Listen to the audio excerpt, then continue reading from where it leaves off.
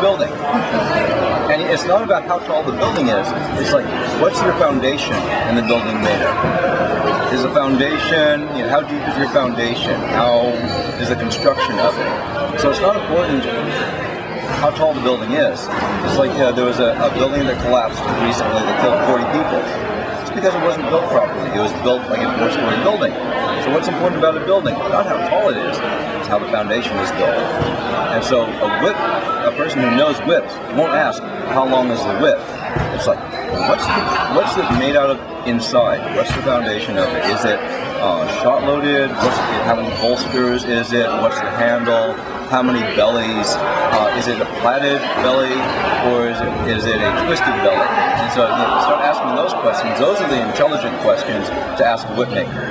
And so if you look online, the intelligent whip makers will start to say, this is a 2-belly, steel cord, shot-loaded belly with a 16-flap overlay. It is an Australian length 8-foot, because there's 2 different kinds of whips. If I were to have this whip here, I tell this to people all the time. How long are the whips that you sell? I say, well,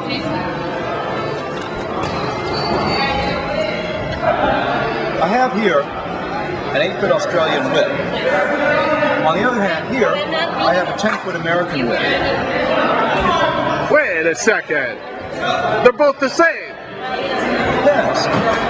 Do you want an 8-foot Australian? Or do you want a 10-foot American?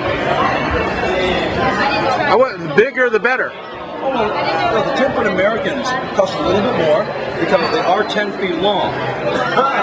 But I will give you a discount if you like the 8-foot Australian.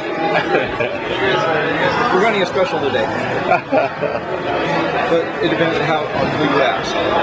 So the Australian whips are measured under the handle to the end of the ball. So measured to here. The butt of the handle to the end of the what? The thong. The thong? You called it a thong? So this is the butt, the handle. This whole flexible part is the thong. T-H-O-N-G? Yes. Like the thong. The thong. Yes. Different kind of thong. You wouldn't want to wear this thong.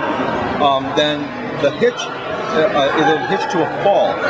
So this is a 2-foot fall. So the American whips will measure this extra bit here as part of the whip. I see. I see. So yes, it's the 10-foot American or the 8-foot Australian, depending on who. How'd you get into whips? I used to ride horses. And so I learned how to crack whips. I learned how to trick rope, and I rode in the Salinas Rodeo.